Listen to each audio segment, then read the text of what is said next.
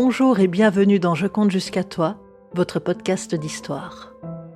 Aujourd'hui, je vais vous parler d'une histoire venue du plus profond des mines. Une histoire ancienne, du temps où chez nous, des hommes et des enfants descendaient chercher le précieux minerai pour que tout le monde puisse se chauffer. Serez-vous assez courageux pour rester jusqu'au bout et affronter les mouais-rouilleux ? Le vieil homme était assis sur un banc, le dos voûté, appuyé sur sa canne, le cheveu rare. Il toussait beaucoup et avait une voix grave, caillouteuse. Des yeux bleus, un peu voilés, observaient les enfants, assis tout autour de lui, telle une nuée d'oiseaux. Des bambins de tout âge, bien tranquilles. Ils écoutaient avec attention le récit du vieux. Quand j'avais votre âge, même les minots travaillaient. On n'avait pas toutes vos consoles là, hein, et peu de temps pour jouer. Mais à la télé, on ne savait même pas ce que c'était. Est-ce que c'était mieux? Certainement pas. Mais c'est pas de ça que je vais vous parler. Vos parents vous ont déjà dit de ne pas faire attention à ce que je raconte, que j'étais un vieux un peu bizarre, un fou. Mais ils n'étaient pas là quand ça s'est passé. Oh, ils étaient trop petits. Ils se moquent du vieillard que je suis. Et quand il sera trop tard, qu'ils seront revenus et que vous, les enfants, aurez disparu, il ne leur restera que leurs yeux pour pleurer. Pourtant, c'est pas faute de les avoir prévenus, de vous avoir prévenus. Surtout, soyez prudents. Autour de lui, les enfants s'agitaient. Ils avaient beau connaître l'histoire par cœur, le même frisson glacé continuait à leur parcourir le dos. Ils attendaient avec impatience la suite, dans un silence profond et excité en même temps. Méfiez-vous des mouets rouilleux. Ils viendront les sombres nuits, quand la lune pleine luit, ou au contraire, lors des sombres nuits sans lune, ou même le noir le plus sombre paraît clair dans la brume. Ils viendront chercher les canaris vivants, ils leur permettront de trouver leur chemin vers l'au-delà, à ceux qui ont succombé au grisou de la mine.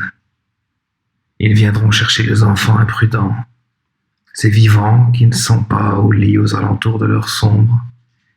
Ils les contraindront à pelleter le coltard pour trouver leur chemin vers l'au-delà, à ceux qui ont succombé au grisou de la mine.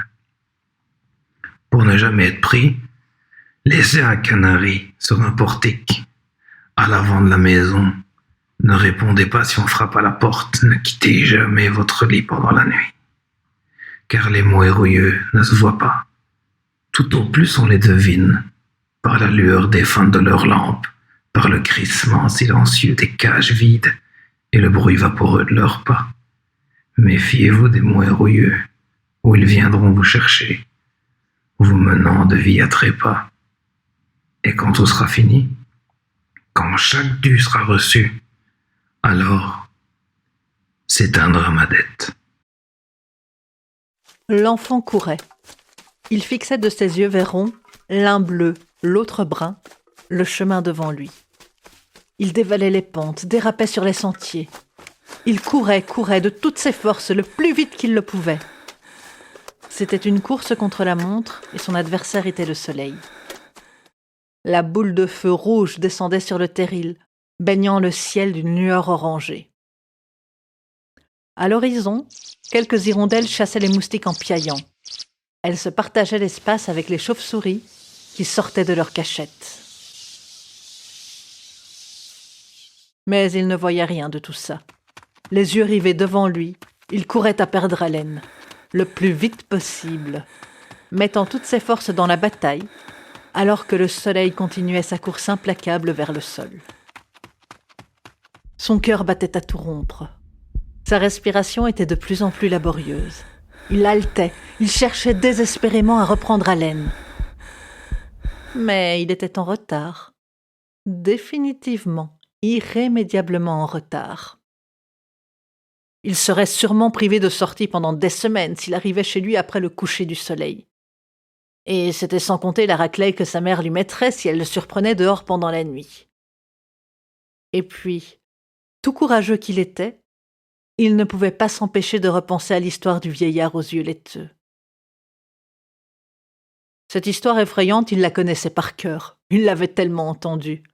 La première fois, il devait être un gamin âgé de 2 ans, 3 tout au plus. Alors il courait comme si sa vie en dépendait, laissant derrière lui la lumière du soleil couchant et ses reflets merveilleux. Le chemin devant lui se divise, il doit faire un choix. Tourner à gauche et contourner l'ancien charbonnage, ça lui prendra plus de temps. Ou alors continuer tout droit et traverser l'ancien site minier, au plus court. Se moquant de toutes les mises en garde des adultes et de la peur qui lui serre le cœur, il ignore le sentier de gauche et s'engage sur le chemin usé par les milliers de bottes d'anciens mineurs passés là avant lui. Le soleil disparaît derrière les collines. La poussière soulevée par sa course retombe doucement sur le chemin. Il s'enfonce dans l'ancien site minier. Un dernier rayon de lumière brille au sommet du terril, illuminant la scène d'une lueur mordorée, puis l'astre disparaît derrière les collines, plongeant le charbonnage dans le noir. L'enfant court toujours. Devant lui apparaissent les anciens bâtiments de la mine. Le corps effondré, le puits, dont la tour et l'ascenseur sont condamnés depuis des années. La brume se lève. Elle enveloppe le charbonnage dans son coton vaporeux. Elle rend le lieu encore plus mystérieux, inquiétant. Le silence tout autour, à peine troublé par le bruit de la course de l'enfant et de sa respiration laborieuse. Puis, entre 2 pas, s'élève tout à coup la clameur et le son plaintif d'un ascenseur se mettant en route. Le fracas du métal, le bruit du moteur. C'est impossible pourtant. L'ascenseur ne fonctionne plus depuis des années. Depuis la grande catastrophe, survenue presque 50 ans plus tôt. Il le sait. Pourtant, indéniablement, le mécanisme fonctionne. L'ascenseur arrive. Vite, l'enfant termine sa course dans un ultime dérapage. Il plonge rapidement derrière un bosquet. Sa respiration pressée laisse des ronds de vapeur dans l'obscurité. Un dernier crissement. La grille de l'ascenseur est restée fermée. Pourtant, une dizaine de silhouettes en sort. Des silhouettes silencieuses, vaporeuses. Dans le ciel, la pleine lune éclaire la scène d'une lueur surnaturelle. Elle montre des corps revêtus de bleu de travail, dont seule la lumière de leur casque permet de les distinguer. Ils sont tous absolument silencieux. Une pioche dans une main, l'autre bras étendu. Chacun porte une petite cage, vide. Et dans ce silence fantastique, on peut entendre le son, ténu, des grincements de la cage. L'enfant retient un cri, il sursaute, son pied glisse, fait craquer une branche. Un mouet rouilleux se tourne lentement vers lui. La vision de ce visage blafard aux orbites vides glace son âme. L'enfant retient sa respiration parfaitement immobile. Le mouet rouilleux détourne la tête, regarde devant lui, reprend enfin sa marche avec les autres. Peu à peu, l'attroupement se disperse. Chaque mineur prend une direction différente et disparaît lentement dans la brume. L'enfant est seul. Il reste encore quelques minutes tétanisé, silencieux et tremblant. Une sueur glacée coule lentement le long de son échine. Il respire un grand coup, regarde à gauche, à droite. Il hésite encore un peu, puis s'élance comme s'il avait le diable aux trousses. Il court droit devant lui sans jeter un regard en arrière. Il a bien trop peur. L'ancienne mine disparaît lentement dans la brume derrière lui, retournant au silence. Quand l'enfant arrive chez lui, il fait nuit noire. Ses mains tremblent en faisant tourner la clé dans la serrure. Il ouvre la porte, se glisse à l'intérieur et la claque violemment. Il restera longtemps le dos contre la porte, à trembler et reprendre sa respiration. La voix de sa mère lui parvient de la cuisine, menaçante. « Et c'est à cette heure-ci que tu arrives ? J'espère vraiment pour toi que t'as une bonne excuse. » Elle s'essuie les mains sur son tablier, remet une mèche brune en place derrière son oreille. Elle observe son enfant. Sa mine pâle, les tremblements de son corps. Elle ravale le discours de reproche et d'inquiétude qu'elle s'apprêtait à lui faire, et sans un mot, le conduit vers la cuisine. Elle lui prépare un chocolat chaud. Il restera muet face à toutes ces questions. Le temps passe. Le printemps laisse place à l'été, l'été à l'automne. Les feuilles tombent des arbres, les journées raccourcissent et au petit matin, l'herbe craque sous les pieds. Il fait de plus en plus froid, alors les gens se retrouvent plus volontiers devant un bon feu de cheminée et un chocolat chaud ou un whisky que dehors devant un barbecue. Les plaines de jeux se vident peu à peu. Les consoles se redécouvrent de nouvelles vies à plein temps. Les oreilles des parents souffrent des multiples cris des fratries condamnées à s'amuser à l'intérieur. La pluie, la brume et le brouillard s'invitent, donnant au monde une teinte fantasmagorique. Pourtant, même quand il fait beau, les enfants restent à l'intérieur. Là où avant le moindre rayon de soleil poussait à aller jouer dehors dans le parc le plus proche ou à faire un tour de balançoire dans le jardin, les parents gardent leurs enfants dans les maisons. Il faut dire que depuis quelques semaines, l'ambiance est lourde. Les enfants sont surveillés comme du lait sur le feu. Depuis les disparitions. Pour la première, on avait pensé à une fugue. Après tout, un gamin de 15 ans qui disparaît, ça peut arriver. On s'attendait à le voir revenir après quelques jours, un petit sourire désolé sur les lèvres. On en aurait bien ri par après. Mais il n'est pas revenu.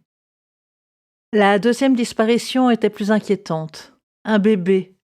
Un jeune enfant découvrant à peine la marche.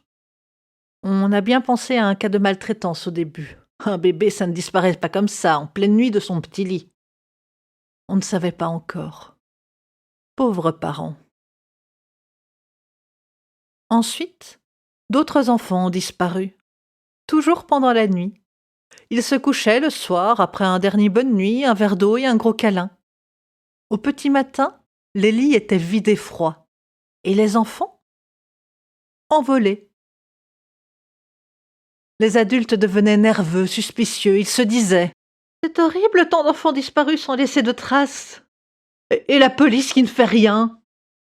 Y a-t-il un meurtrier parmi nous? Que pouvons-nous faire? On doit faire quelque chose. Je ne veux pas que mes enfants disparaissent comme ça, sans laisser de traces et subir la peur. » Ils regardaient les étrangers, les nouveaux venus d'un œil accusateur. Une milice s'était même mise en place pour veiller sur les enfants. En vain. Rien. Rien, à part le vieillard et sa canne. Toujours assis sur le même banc. Le regard voilé tourné vers la vieille mine, un sourire indéchiffrable aux lèvres. On voit fleurir peu à peu des cages contenant des canaris sur le porche des familles avec enfants. Pure superstition, mais après tout, disent les adultes, on a tout essayé. On ne peut pas laisser disparaître nos enfants sans rien tenter. Si rien ne marche, autant essayer ça. Puis ce n'est pas plus ridicule que de fermer leur chambre à clé. Ça ne les a pas empêchés de disparaître. On peut dire ce que l'on veut, mais ça a fonctionné. Les disparitions ont diminué jusqu'à complètement cesser le jour où chaque maison a eu son canari devant la porte. Les semaines passent. Bien sûr, le village pleure ses enfants disparus, mais peu à peu, il retrouve sa quiétude. C'est une nuit sans lune. Il a neigé pendant toute la journée. Une belle couche de neige adoucit le paysage, et un vent froid venant du nord a repoussé les nuages au loin. Seules quelques étoiles brillent, petits diamants de lumière dans un ciel d'un noir d'encre.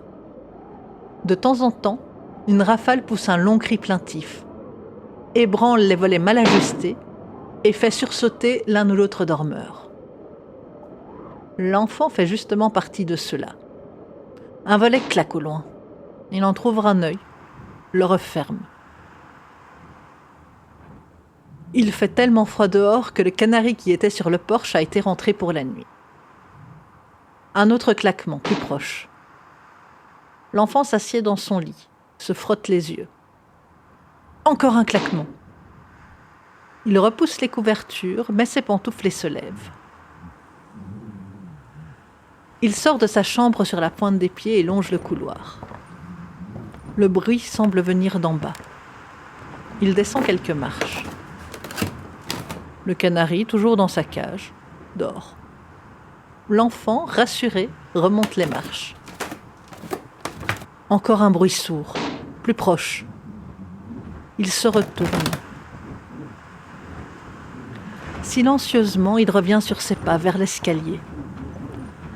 Pose une main tremblante sur la rampe. Entame sa descente. Il arrive sur la dernière marche. Devant lui, le hall et la porte d'entrée sont plongés dans la pénombre. Il regarde la porte avec attention. Elle lui semble différente. Une lueur sourde émane de l'autre côté de celle-ci et la poignée bouge légèrement. Il tend l'oreille. C'est comme si on tapait avec une pioche sur la porte depuis l'extérieur. Indécis, il reste sur la dernière marche. Un dernier coup plus fort que les autres, et une pioche ouvre lentement la porte. L'enfant, fasciné par ce mouvement lent, reste immobile. La pioche se retire. Une main squelettique apparaît dans le chambranle. C'en est trop pour lui, il sursaute, crie, mais c'est trop tard. Le mouerhouilleux avance droit sur lui. Il range la pioche à sa ceinture, met le canari dans sa cage, attrape le gamin sous un bras et s'en va. À l'étage, les parents réveillés en sursaut sautent du lit, regardent par la fenêtre et voient leur enfant s'éloigner dans une lueur pâle. Ils se précipitent dans l'escalier, prenant à peine le temps d'enfiler des chaussures. Ils courent dans la nuit à la poursuite du mouerhouilleux et de leur enfant kidnappé. Ils sont juste derrière, ils le talonnent, mais ils ont beau courir de toute leur force, ils ne parviennent pas à les rattraper. Ils restent toujours à quelques pas de l'enfant et de la silhouette vaporeuse qui apparaît par intermittence à ses côtés. Ils s'enfoncent à présent dans la campagne, vers le charbonnage. Les parents courent, menacent, hurlent, rien à faire. Ils ne parviennent pas à les rejoindre. Ils arrivent à l'orée du site minier. La grande tour à moitié détruite de l'ascenseur les domine de toute sa hauteur. La silhouette de l'enfant, traînée par le mouerhouilleux, se dessine sur la neige. Derrière les deux fouillards, une seule ligne d'empreinte, celle de l'enfant. Le mouerhouilleux se dirige d'un pas résolu vers le puits. Le fracas fantomatique d'un ascenseur depuis longtemps hors service remplit l'atmosphère. L'enfant tourne des orbites vides vers ses parents, courant toujours quelques pas derrière lui. Il leur adresse mollement un signe de la main. Sa tête dodeline sur ses épaules. La grille d'un ascenseur aussi ancien qu'irréel s'ouvre lentement. Mouerhouilleux et enfant s'y engouffrent. Les parents hurlent tant qu'ils peuvent, mais c'est depuis longtemps trop tard. La mère tend la main, effleure du bout des doigts la main déjà glacée de son enfant. La grille fantomatique s'est refermée, emmenant aussi bien le revenant que sa victime dans les entrailles de la terre.